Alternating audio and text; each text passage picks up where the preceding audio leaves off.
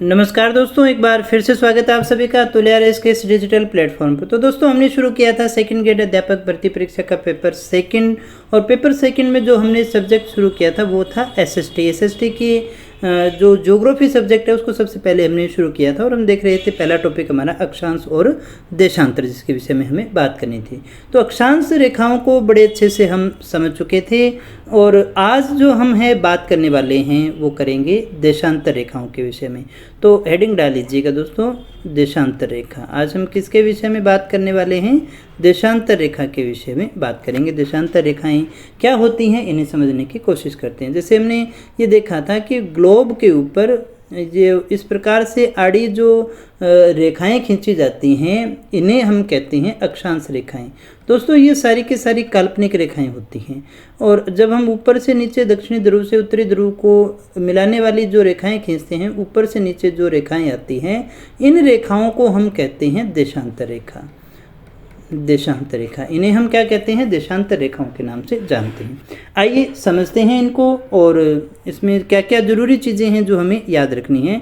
बिल्कुल topic based ही रखेंगे, जो हमारे सिलेबस में है, जो हमारे लिए इम्पोर्टेंट है, क्योंकि ये एक ऐसा टॉपिक है जिसमें कितना भी समय लगाया जा सकता है। लेकिन कोशिश इस क्लास में यही करेंगे कि जो इम्पोर्टेंट चीज़ें हैं जो आपसे परीक्षा में पूछी जा सकती हैं वो अपने कवर कर लें। ये डायरेक्ट अपने क्वेश्चन ही रहने वाले हैं। तो सबसे पहले अगर आपसे पूछा जाए देशांतर रेखा किसे कहते हैं, तो एक लाइन में आप उसका आंसर देंगे, पृथ्वी के उत्तरी ध्रुव, पृथ्वी के उत्तरी ध्रुव तथा दक्षिणी ध्रुव को मिलाकर खींची जाने वाली रेखा, खींची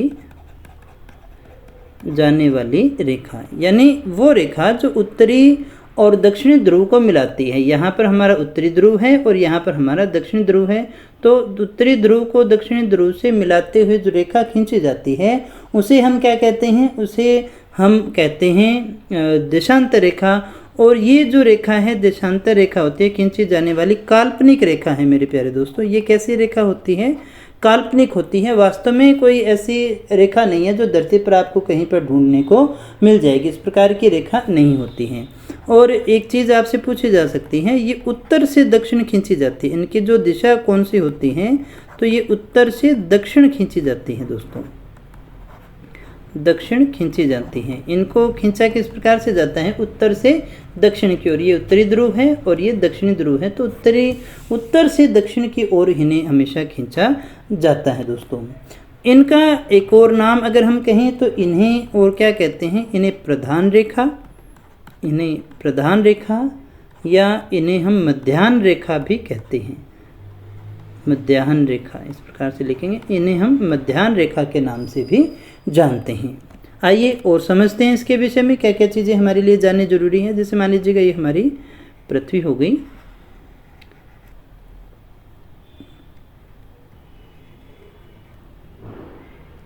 ये इस प्रकार से पृथ्वी के उत्तर से दक्षिण की ओर जो रेखा खींची जाती है उसे हम क्या कहते हैं? देशांतर रेखा के नाम से जानते हैं।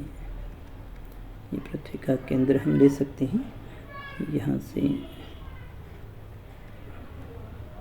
तो ये जो छायांकित क्षेत्र, ये पीछे का साइड है हमारा। तो ये जो रेखा खींची जाती है इसे ही हम क्या कहते हैं दोस्तों? इसे ही हम जिस रेखा के नाम से जानते हैं वो होती है हमारी देशांतर रेखा। तो देशांतर रेखा, और ये 0 डिग्री, वैसे इसमें कोई डिग्री नहीं होता है दोस्तों। ये जब हम अक्षांश रेखाओं की बात करते हैं तो वो डिग्रियों का कोण होता है, लेकिन आप इसको इस तरह से मानिएगा, एक गेंद है, उस गेंद के ऊपर चारों तरफ खींची गई रेखाएं हैं ये, तो उसमें कोई कोण की बात तो आती नहीं है। लेकिन फिर भी जैसे भी लिखा जाता है, क्वेश्चन आए वो बात भी अपने यहाँ पर कर लेंगे। लेकिन ये ऊपर से खींची गई रेखा है तो ये 0 डिग्री कोई है नहीं, लेकिन हमने ग्रीनविच जो रेखा है उसे 0 डिग्री रेखा मान लिया। प्रधान मध्याह्न रेखा के नाम से हम उसे जानते हैं, तो उसे हम प्रधान रेखा के नाम से जानते हैं। तो वैसे वो 0 डिग्री है नहीं, हमने उसको उस स्थान से प्रारंभ कर दिया, इसलिए हम उसे वो नाम दे देते हैं दोस्तों। तो ये अपने ग्रीनविच कह सकते हैं, और ग्रीनविच जो रेखा है वो प्रधान मध्याह्न रेखा, या हम इसे याम्योत्तर रेखा के नाम से भी जानते हैं। तो दोस्तों अगर आपसे पूछा जाए देशांतर रेखाओं में जो आपको याद रखनी है तो टोटल डिग्री कितनी होती है, तो डिग्री तो होती है 361। 180 प्लस 180 प्लस एक कौन सी होगी, 0 डिग्री वाली। इस प्रकार से जो आपकी टोटल अगर आपसे डिग्री पूछी जाए तो कितनी हो जाएंगी, तब तो हो जाएंगी 361। लेकिन अगर आपसे पूछा जाए रेखा कितनी है, देशांतर रेखा की संख्या कितनी है, अगर आपसे पूछा जाए देशांतर रेखाएं कितनी हैं, तो देशांतर रेखाओं की जो संख्या होगी वो होगी 360। कितनी होती है, 360 होती है। 180 पूर्व में होती है और 180 जो है वो पश्चिम में होती है दोस्तों। 180 पूर्व में होंगी और 180 जो पश्चिम में हुआ करती हैं। अगर हम बात करें इनकी लंबाई की, जैसे हमने अक्षांश रेखाओं में देखा था, जैसे जैसे हम ऊपर जाते हैं तो अक्षांश रेखाओं की लंबाई जो है वो कम होती चली जाती है, लेकिन इनकी लंबाई सबकी क्या होती है, एक ही जितनी होती है। क्योंकि जैसे ये गेंद है, हम इस पर इस प्रकार से रेखाएं खींचेंगे, कितनी भी खींचते जाएँ तो ये तो बराबर ही रहेंगी। अगर इस प्रकार से खींचे तो इनका घेरा और वृत्त जो है वो बढ़ेगा, लेकिन ऊपर से नीचे खींची जाती हैं, तो इसलिए इनकी लंबाई जो क्या होगी वो सदैव एक जैसी होती है, हमेशा एक जैसी होती है दोस्तों। तो यहाँ 0 डिग्री को अपने क्या कहते हैं, प्रधान मध्याह्न रेखा मानते हैं, और इसी के कारण जो है हम इसे 2 भागों में बांटते हैं। गोलार्ध जो है वो 2 भागों में बांटे जाते हैं दोस्तों। तो एक चीज़ आप यहाँ पर नोट कर सकते हैं, 0 डिग्री देशांतर रेखा के पूर्व में पूर्वी तथा पश्चिम में गोलार्ध होता है। पश्चिमी गोलार्ध होता है। जैसे ये मान लीजिएगा ये हमारी पृथ्वी है, ये बिल्कुल बीच में कौन सी हमने 0 डिग्री कह दिया, तो ये तो हमारा पूर्वी गोलार्ध हो जाएगा, और ये हमारा कौन सा होगा मेरे प्यारे दोस्तों, ये हमारा पश्चिमी गोलार्ध हो जाएगा। तो ये पूर्वी गोलार्ध और पश्चिमी गोलार्ध, इस प्रकार से ये जो है 2 भागों में इसको बांटने का काम करती है। एक और क्वेश्चन अगर आपसे पूछा जाए कि 0 डिग्री अक्षांश प्लस 0 डिग्री जो देशांतर रेखा है वो कहाँ पर मिलती हैं, तो वो मिलती है अटलांटिक सागर में। इस मैप को देखिएगा तो कि आप इसको आराम से समझ सकें। अटलांटिक सागर में, अटलांटिक महासागर में ये आपको मिल जाएगी। अटलांटिक महासागर में ये दोनों मिलती हैं। तो हमने क्या कहा, 0 डिग्री जो देशांतर रेखा है उसके पूर्व वाले भाग को पूर्वी गोलार्ध और पश्चिम वाले भाग को पश्चिमी गोलार्ध कहते हैं। यहाँ हम इसको इस तरह से अगर बांटे, 0 डिग्री जो हमारी अक्षांश रेखा है तो ये ऊपर वाला उत्तरी गोलार्ध और ये वाला हो गया दक्षिणी गोलार्ध। तो इस प्रकार से 4 भागों में, 4 पार्ट्स के अंदर हम इसे धरती को पूरे को बांट सकते हैं। और वापस दोहरा दूँ, ये सारी के सारी काल्पनिक रेखाएँ हैं, असल में आपको नहीं मिलेंगी। जब आप वर्ल्ड के मैप को देखोगे तो वहाँ पर ये चीज़ें आपको मिल जाएंगी, और सबसे अच्छी आपको ग्लोब पर देखने को मिलेंगी। अगर आप इसे समझना चाहते हैं तो आपको ग्लोब देखना पड़ेगा दोस्तों। यहाँ आगे हम लिखते हैं, पृथ्वी की सतह पर किसी स्थान का देशांतर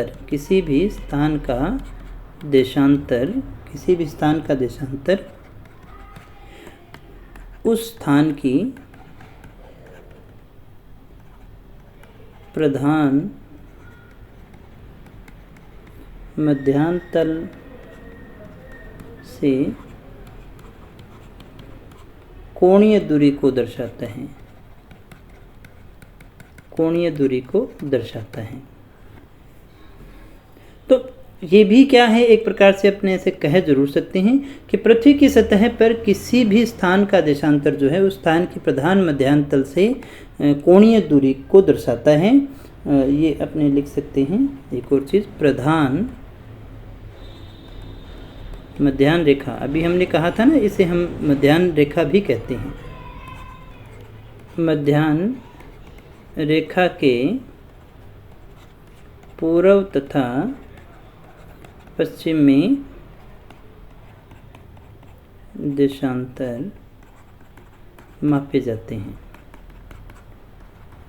यानी प्रधान जो हमारी मध्याह्न रेखा है इससे अपने मापते हैं पूर्व और पश्चिम में। जैसे ये 1 डिग्री हो गई, फिर ये 2 डिग्री हो गई, फिर ये 3 डिग्री हो गई। इस प्रकार से 1 डिग्री हो गई, 2 डिग्री हो गई, 3 डिग्री हो गई। इस प्रकार से हम इसे मापते हैं।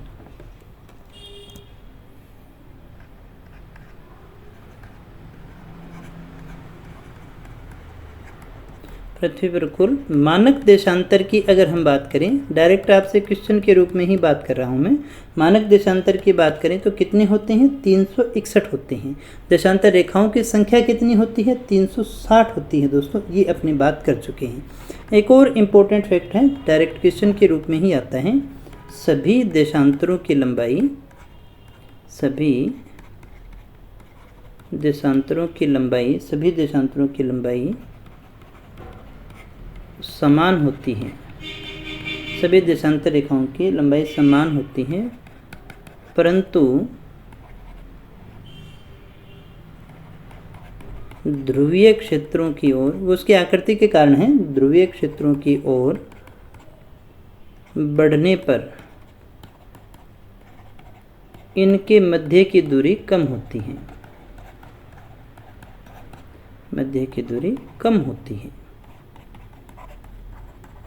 मैंने क्या कहा? सभी देशांतर रेखाओं की लंबाई तो समान होती है, लेकिन ध्रुवीय क्षेत्रों की ओर बढ़ने पर इनके मध्य की जो दूरी है ना, वो कम होती चली जाती है। देखिएगा कैसे, जैसे मान लीजिएगा ये हमारी पृथ्वी है और ये हमारी देशांतर रेखाएं जिनके विषय में हम बात कर रहे हैं, इस प्रकार से खींची जाती हैं।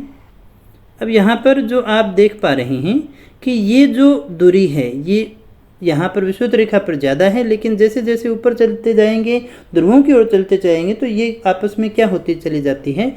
कम होती चली जाती है दोस्तों। और दो देशांतर रेखाओं के बीच का जो क्षेत्र होता है, हम उसे गोरे या गोर के नाम से जानते हैं। ये भी क्वेश्चन आपसे कई बार पूछा गया है, मोस्ट इम्पोर्टेंट अपना प्रश्न रह गया, गोरे किसे कहते हैं? दो देशांतर, जैसे दो अक्षांश रेखाओं के बीच का जो क्षेत्र होता है उसे अपने कटिबंध कहते हैं, ऐसे ही हम इसे गोरे के नाम से जानते हैं। हमने ये कहा जैसे जैसे ध्रुवों की ओर जाएंगे तो इनके बीच की दूरी कम होती चली जाएगी। एक चीज़ और लिख सकते हैं आप यहाँ पर, देशांतर के बीच सर्वाधिक दूरी विषुवत रेखा पर होती है। अभी हमने देखा भी था इसको, विषुवत रेखा पर होती है सबसे ज़्यादा दूरी। ये फिक्स भी नहीं होती ना, कितनी होती है? 111 किलोमीटर आपको देखने को मिलेगी। 111 किलोमीटर होती है ध्रुवों के अंदर। कहाँ पर होती है? ध्रुवों के अंदर होती है दोस्तों। अब देखिएगा, अगर हम इसके उपयोग की बात करें तो ये हमें याद रखना है, देशांतर का उपयोग स्थानीय समय की गणना के लिए किया जाता है। स्थानीय समय की गणना के लिए किया जाता है। दोस्तों इसी से हम क्या करते हैं? समय की गणना करते हैं दोस्तों। हमने क्या कहा? कुल कितने डिग्री हैं? 360 डिग्री हैं दोस्तों। और तो 360 डिग्री को पार करने में उसे कितने घंटे लगते हैं? 24 घंटे का समय लगता है। अगर आपसे पूछा जाए 1 डिग्री को पार करना हो तो फिर कितना समय लगेगा, या फिर हम यूँ कहें 1 घंटे में कितना समय पार लगेगा उसको, तो 1 डिग्री को पार करने में उसको 4 मिनट का समय लगता है। कितना समय लगता है मेरे प्यारे दोस्तों? 4 मिनट का समय लगता है। अगर हम कहें 360 डिग्री को पार करने में कैसे हुआ, उसको कितने घंटे लग रहे हैं? 24 घंटे। तो अगर आपसे पूछा जाए कि 360 डिग्री पार करने में उसे कितना समय लग रहा है? 24 घंटे का समय लग रहा है। तो 1 घंटे में, अगर आपसे पूछा जाए 1 घंटे में वो कितनी डिग्री तय करेगा? 1 घंटे में 15 डिग्री की दूरी तय कर देता है। इसको वापस समझ लीजिएगा, यहाँ पर आपको दोबारा से समझा देता हूँ। 360 डिग्री को पार करने में उसे 24 घंटे का समय लगता है। तो 360 डिग्री पार करता है वो 24 घंटे में, यानी 24 घंटे में जब वो 360 डिग्री को पार कर देता है तो 1 घंटे का अगर हमें निकालना हो तो 1 घंटे में वो कितनी डिग्री पार करेगा? 15 डिग्री। 1 घंटे में होता है 60 मिनट, तो 60 मिनट में उसने कितनी डिग्री पार की? 15। कितनी पार की? 15। और अगर आपसे इसी को हम इसको उल्टा लिख के पूछ लें 1 डिग्री पार करने में कितना समय लगेगा, तो 60/15 बराबर 4 मिनट का। तो 1 डिग्री पार करने में उसे कितना समय लगता है? 4 मिनट का समय लगता है। और इसीलिए पृथ्वी को ये 1 घंटे के आधार पर यहाँ आप लिख लीजिएगा, पृथ्वी को 15 डिग्री के 24 कालखंडों में बांटा गया है। कितने कालखंडों में बांटा गया है? 24 कालखंडों में बांटा गया है। यानी देखिएगा हमने क्या कहा, 24 15-15 डिग्री के 24 हमने कालखंड उसके बांट लिए, और प्रत्येक 15 डिग्री एक कालखंड में 1 घंटे का समय दर्शाता है। और इसीलिए स्थानीय समय के लिए हम उस ऐसे देशांतर को चुनते हैं जो 15 डिग्री या 7.5 डिग्री से विभाजित होने वाला हो। हम क्या करेंगे, जहाँ से हमने ये कहा ना कि जैसे मान लीजिएगा ये पृथ्वी है और ये हम 0 डिग्री कहें तो 1 डिग्री, 2 डिग्री, 3 डिग्री, 4 डिग्री। यहाँ पर जो कोण जो है, जो रेखा 15 से विभाजित होती है, ये कौन से देश से गुजर रही है?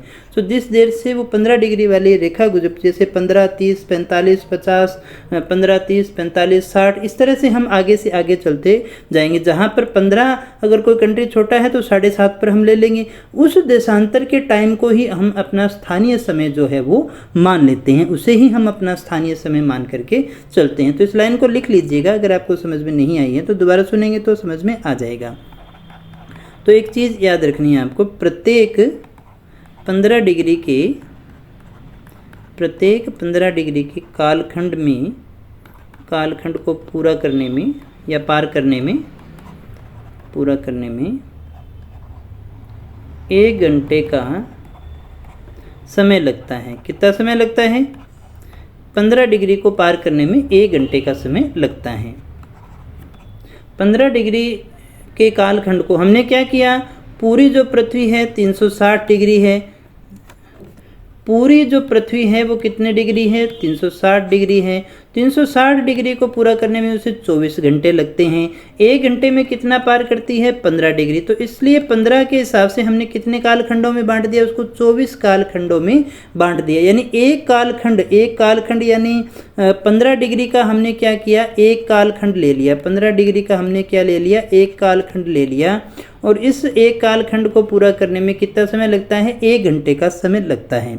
तो स्थानीय समय के लिए हम क्या करते हैं, हम ऐसे देशांतर को चुन लेते हैं जो 15 डिग्री या 7.5 डिग्री से विभाजित होने वाला हो। जैसे हमारा 82.5 डिग्री है दोस्तों, तो या तो 15 डिग्री से विभाजित होने वाला हो या 7.5 डिग्री से विभाजित होने वाला हो, उससे हम अपना स्थानीय समय चुन लेते हैं। तो यहाँ पर लिख लीजिएगा, स्थानीय समय के लिए देश ऐसे देशांतर को चुनते हैं जो 15 डिग्री या 7.5 डिग्री से विभाजित हो। 7.5 डिग्री से विभाजित होने वाला हो, उसे ही हम चुनते हैं। ऐसा इसलिए क्योंकि मान लीजिएगा जो समय है हमारा, जैसे मान लीजिएगा ये कोई कंट्री हमारा रह गया और यहाँ पर डिफरेंस है 60 डिग्री का, ये जो दूरी है यहाँ पर 60 डिग्री है। यानी हमने क्या कहा, 15 डिग्री पार करने में 4 घंटे का समय लगता है। तो यहाँ से यहाँ तक पृथ्वी को घूमने में कितने समय लगेगा? 4 घंटे का समय लगता है। लेकिन जब यहाँ पर 5 बजे का समय होगा तो ये पीछे रह जाएगा, 4 घंटे पीछे चलेगा दोस्तों, 4 घंटे पीछे चलेगा। इसलिए एक बीच का जो टाइम है उसको निकाल करके हम टाइम डिसाइड कर लेते हैं ताकि ये भी अपने टाइम से चले और ये भी अपने टाइम से चले। तो इसलिए हम एक ऐसी देशांतर रेखा को चुनते हैं जो 15 डिग्री या 7.5 डिग्री से क्या हो, इनसे विभाजित होने वाली रेखा हो, उसे अपने चुन लेते हैं और उसी को हम अपना स्थानीय समय मान लेते हैं और यही जो है वो हमारा स्थानीय समय होता है। अब आगे हम इसमें लिख लेते हैं स्थानीय समय की गणना। क्योंकि यहाँ से आपका एक आधा क्वेश्चन बन सकता है, तो हम तो कुछ भी छोड़ने वाले नहीं हैं मेरे प्यारे दोस्तों, इसलिए अच्छे से इसको कर रहे हैं। तो इसके लिए देखिएगा दोस्तों, स्थानीय समय की गणना के लिए एक मानक निर्धारित करने के लिए 1884 में अंतर्राष्ट्रीय देशांतर सम्मेलन हुआ। अंतर्राष्ट्रीय देशांतर सम्मेलन हुआ। तो ये सम्मेलन किस लिए हुआ था? स्थानीय समय की गणना के लिए। और इसके अंतर्गत क्या किया गया, ग्रीनविच, जो हमारी ग्रीनविच रेखा है, ग्रीनविच शहर से गुजरती है, ग्रीनविच रेखा को प्रधान मध्याह्न रेखा मान लिया गया। क्या मान लिया गया दोस्तों? प्रधान मध्याह्न रेखा घोषित किया गया। माना गया। इसे हमने क्या कहा, वैसे कोई 0 डिग्री थी नहीं, जो सारी देशांतर कौन सी होती है, 0 डिग्री होती है। 0 डिग्री हमने माना है, नहीं कि वो 0 डिग्री है। जैसे हम कहें ना अक्षांश रेखाएं 0 डिग्री होती हैं, लेकिन यहाँ देशांतर होती नहीं है, हमने उसको मान लिया है, वहाँ से हमने 0 डिग्री शुरू कर दिया। यानी मध्याह्न का जो समय है हमने ये कहा हम टाइम को यहाँ से गिनना शुरू कर देंगे दोस्तों। और यहीं से जो समय है यहाँ के समय को ही क्या मान लिया गया, यहाँ के समय को अंतर्राष्ट्रीय समय माना गया और यहीं से जो है समय का निर्धारण हुआ, अंतर्राष्ट्रीय समय माना गया। इसे हमने क्या कहा, अंतर्राष्ट्रीय समय मान लिया गया। और इसे ही हम क्या कहते हैं, GMT कहते हैं। GMT ग्रीनविच मीन टाइम कहते हैं दोस्तों। और अन्य देशों और जो अपने टाइम निकालते हैं वो GMT के हिसाब से ही निकालते हैं। आपने देखा होगा जब भी आप टाइम मोबाइल का सेट करते हैं तो GMT से 5.5 घंटे आगे है, 5.5 घंटे आगे हो जाता है दोस्तों। तो 5.5 घंटे होने के कारण ही क्योंकि हमारा जो है टाइम माना है हमने 82 डिग्री पे, और हमने कहा 15 डिग्री पे 1 घंटे का समय लगता है, 1 घंटे का समय लगता है 15 डिग्री पे। तो इसमें कितना हो गया देखो, 15 चौके 60, 15 5 75, तो 5 घंटे तो यही हो गए और बाकी 7.5 का आधा घंटा हो गया। इसलिए 5.5 घंटे का समय हम वहाँ पर प्लस कर देते हैं क्योंकि हम इससे पीछे हैं दोस्तों। तो ये हमें याद रखना है। अन्य देशों के समय की जो गणना है, अन्य देशों के समय की गणना GMT के सापेक्ष की जाती है। अन्य देशों की जो भी गणना होगी, टाइम की गणना होगी, वो GMT के सापेक्ष की जाती है, वो GMT के सापेक्ष की जाती है दोस्तों। यहाँ पर एक प्रश्न और आपसे पूछा जा सकता है, वो है मध्याह्न रेखा किन देशों से गुजरती है। मध्याह्न रेखा किन देशों से, मध्याह्न कौन सी, प्रधान जो हमने ग्रीनविच मानी है, किन देशों से गुजरती है। प्रधान मध्याह्न रेखा जो है वो किन देशों से गुजरती है, एक तो UK से गुजरती है, एक वो फ्रांस से गुजरती है, तीसरा स्पेन से गुजरती है, चौथा अल्जीरिया से गुजरती है, माली से गुजरती है, बुर्किना फासो से गुजरती है और घाना, फिर उसके बाद में टोगो और फिर ये अंटार्कटिका। तो दोस्तों समझने की कोशिश कीजिएगा क्योंकि पहले जो था वो कोई अंतर्राष्ट्रीय समय नहीं था, लोगों को अपने समय डिसाइड करने में दिक्कत आती थी। तो इसलिए 1884 के अंदर ये एक सम्मेलन हुआ और इसमें ये निश्चय किया गया कि क्यों ना हम एक अंतर्राष्ट्रीय समय का निर्धारण करें। क्योंकि दोस्तों 1 डिग्री हमने कहा पार करने में 4 मिनट का समय लगता है और 15 डिग्री पार करने में 1 घंटे का समय लगता है। इस हिसाब से हमने 24 जो टाइम जोन के अंदर पूरे पृथ्वी को बांट दिया और उसी आधार पर जिससे जो रेखा गुजरती है 15 डिग्री का भाग दे करके अपने निकाल लेते हैं। तो हमारे जो था 75 अगर हम करते तो थोड़ा पीछे रह जाता है, इसलिए बीच का हमने 82.5 डिग्री निकाल लिया और वहाँ से हमने अपने टाइम को डिसाइड कर लिया है मेरे प्यारे दोस्तों। इसके बाद में एक और हमारा इम्पोर्टेंट क्वेश्चन बन जाता है, वो है अंतर्राष्ट्रीय तिथि रेखा। अंतर्राष्ट्रीय तिथि रेखा, अंतर्राष्ट्रीय तिथि रेखा। तो अंतर्राष्ट्रीय तिथि रेखा जो है ये 180 डिग्री के लगभग समांतर चलती है, लगभग समांतर चलती है, 180 डिग्री के लगभग समांतर चलती हैं, परंतु कुछ स्थान पर मुड़ती है, कुछ स्थान पर मुड़ती है। तो देखिएगा दोस्तों 0 डिग्री जो है वो पूर्वी और पश्चिमी गोलार्ध में बांटती है। अंतर्राष्ट्रीय तिथि रेखा 180 डिग्री पर है जो लगभग समांतर चलती है, लेकिन कुछ स्थानों पर इसे मोड़ा गया है ताकि जो कंट्रीज है ना वो एक ही कंट्रीज से 2 रेखाएं न गुजर पाएँ, इसलिए एक टाइम जोन के रखने के लिए हमने उसको जो है अलग से बांट दिया है दोस्तों। एक सबसे इम्पोर्टेंट क्वेश्चन है, तिथि रेखा को पूर्व से पश्चिम को पार करने पर, पश्चिम को पार करने पर एक तिथि या एक दिन बढ़ जाता है, एक तिथि बढ़ती है। ये अंतर्राष्ट्रीय तिथि रेखा की बात करें हम दोस्तों, टाइमलाइन की बात नहीं करें। वापस मैं आपको बता दूं, अंतर्राष्ट्रीय टाइमलाइन जीएमटी की बात नहीं करें, हम अंतर्राष्ट्रीय तिथि रेखा की बात करें, जहां से डे डिसाइड किया जाता है दोस्तों। एक तिथि बदलती है दोस्तों, एक तिथि बढ़ती है, बदलती नहीं है, बढ़ती है, तथा पश्चिम से पूर्व की ओर आने पर, पश्चिम से पूर्व की ओर आएंगे, पूर्व की ओर आने पर एक तिथि कम होती है,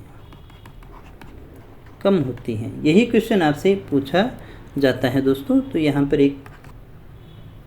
यहाँ आप इसको इस तरह से देख लीजिएगा, जैसे मान लीजिएगा ये हमारी यहाँ हम इसे थोड़ा सा समझ लेते हैं। जैसे ये हमारी तिथि रेखा है, इसको इस प्रकार से मोड़ा गया, फिर इस प्रकार से मोड़ा गया, और फिर इस प्रकार से कुछ एक स्थानों से इसको मोड़ा गया है। यहाँ प्रशांत महासागर के पास में इसको मोड़ दिया गया है। यहाँ प्रशांत महासागरीय द्वीप है जहाँ पर इसको मोड़ा गया है। अल्यूशियन द्वीप, यहाँ पर इसको मोड़ा गया है। पूर्वी साइबेरिया का स्थान रह गया। अब यहाँ जो हमें समझना है, ये तो है पूर्व और ये क्या है, पश्चिम है। तो पृथ्वी जो हमारी घूम रही है वो पश्चिम से पूर्व की ओर घूम रही है। यहाँ हमने क्या कहा, यहाँ पर सब जीरो है, यहाँ से अपने दिन की शुरुआत करेंगे। यानी यहाँ ये जो क्षेत्र है जैसे ही इधर पार होगा तो यहाँ पर आज अपने नया दिन शुरू हो जाएगा। यहाँ पर क्या हो जाएगा दोस्तों, यहाँ पर नया दिन शुरू हो जाएगा। यानी यहाँ पर 20 तारीख है, मान लीजिएगा हमने कितनी मानी, 20 तारीख है। तो यहाँ पर 20 तारीख लग जाएगी जैसे ही हम इसको पार करेंगे। और इधर कौन सी तारीख होगी हमारी, 19 तारीख होगी दोस्तों। इधर कौन सी तारीख होगी, 19 तारीख होगी। आप इस बात को समझ रहे होंगे। जैसे मान लीजिएगा ये हमारी जो पृथ्वी है, हमने कहा ये जो स्थान है इसे हमने मान लिया, क्योंकि इस तरह से घूम करके आ रही है ये ना। तो यहाँ हमने कहा इधर जैसे ही ये जो क्षेत्र है ये पार करेगा तो यहाँ से नया दिन लग जाएगा। यानी यहाँ से 20 तारीख लग जाएगी। यहाँ से 20 है तो इससे पीछे वाली तारीख कौन सी हो जाएगी, 19 हो जाएगी। फिर ये इसी तरह से घूमता रहेगा। यहाँ पर जो है वो 20 जब इधर निकल जाएगी तो फिर यहाँ पर 21 तारीख आ जाएगी। इस तरह से ये क्रम जो है वो चलता रहता है। तो आपको याद क्या रखना है कि अगर आप पश्चिम से जाएंगे पूर्व की ओर तो आपका क्या होगा, एक दिन कम हो जाता है। यानी एक डे क्या हो जाएगा, कम हो जाएगा। लेकिन जब आप पूर्व से पश्चिम की ओर जाएंगे तो आपको एक दिन बढ़ाना पड़ेगा। यहाँ पर 19 तारीख है तो जैसे ही आप इस रेखा को पार करेंगे आप इधर आएंगे, जैसे ही आप इधर आएंगे तो आपको 20 तारीख मिलेगी, और इधर से इधर जाएंगे तो आपको 19 तारीख मिलने वाली है दोस्तों। सिर्फ ये चीज़ आपको कंसेप्ट है यहाँ पर समझने वाला है, और यहाँ से प्रश्न बहुत बार बड़े अच्छे अच्छे पूछे जाते हैं दोस्तों। तो ये था हमारा टॉपिक अक्षांश और देशांतर का। जो जरूरी बातें थी, समझने वाली थी, सारी मैंने आपको समझा दी है, जो आपको जाननी अनिवार्य थी। ऐसे तो आप इसमें पीएचडी कर सकते हैं दोस्तों, लेकिन याद रखिएगा कंपटीशन की तैयारी में पीएचडी करने वालों का सिलेक्शन की मात्रा कम हो जाती है।